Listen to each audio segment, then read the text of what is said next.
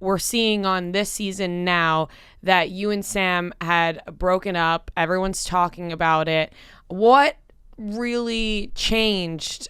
Because it felt like when you guys started dating and everyone started seeing this unfold, it was like, oh, this is my person. Like, you guys were like moving in together. Everything happened so fast. What had changed? I think it was like there was many reasons of what happened between us, but I think I started to change a lot. So we're a pandemic couple, Sam and I were. And I think that's like a real thing. We started dating in March of 2020, like seriously dating then, and the world was just put on hold. And for the next like 8 months, life just wasn't what it usually was. So I think that had like a huge factor in like what we thought we were as a couple. And then when things started to kick back up again, I launched my bikini line, J&P the label.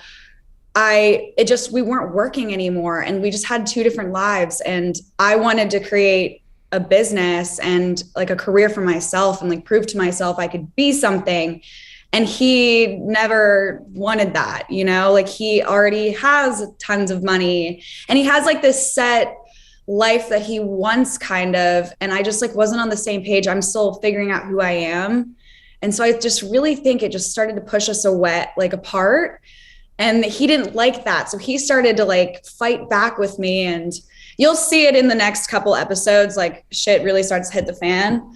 But I just think it was like, honestly, like normal reasons. Like I'm used to like getting cheated on like heavily and like my boyfriend like flirting with other girls. But this was a relationship where like, I really just think we were just going two different directions in life. Yeah. And it does come off like that as well. I think sometimes there is what actually is happening and then how viewers perceive it. And sometimes those things don't line up. But here, that all makes sense. Because watching, it's like, well, he's 30, he's like settled, but doesn't have to really like exert himself when it comes to work at all. Like he's set, he's good to go.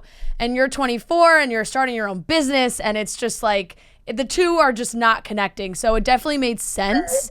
But then, like you said, shit's gonna hit the fan. We've been seeing the way they've been cutting the episodes where like you see a flash of a new girl, and then all of a sudden it's like 5 weeks earlier, 2 weeks earlier, and then we just keep seeing this like mystery girl being teased, and it's like, okay, clearly Sam moved on pretty quick. Oh no, he didn't. Yeah. They dated. I don't even think they dated. I think she comes and pops in every now and then when he's lonely, but that's what I hear. Okay, well, it certainly made it seem like they were like, bam, new girl. I think that was just to piss me off. It didn't work though. Right. Do you feel like you're a lot older than 24?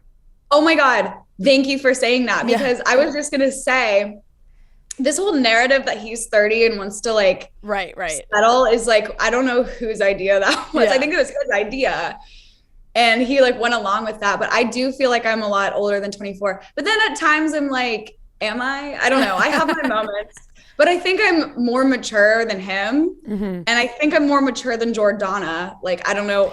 There was like a huge Twitter war last week, and I'm like, this bitch is 30? Yeah. I don't know. Yeah, I don't know what it is, but maybe because the show's been on for so long now, and like, I'm 24 too, but when I look at you, and like, I mean like just maturity wise, like I don't think you look older than 24, but just you come across so much older than 24, and then I'm like, wait, I'm 24 too. Right. I think it's just because you guys both started doing this kind of thing, like what people don't realize, so young. Yeah, like when you first started filming. How old were you when you first started filming Siesta Key? Like 18. Yeah, right, like that's insane. So you feel like you've grown up like at a speed. Oh my God. No, it really, and like I mean, the show has been like very traumatic as like something that has shaped my life at this point. It's definitely had some hard moments, but it really has helped me like mature in a way that I don't think other people do at this age. Yeah. Like I've made a lot of mistakes, and I think that's why like mistakes that people don't typically have to make or get put in the position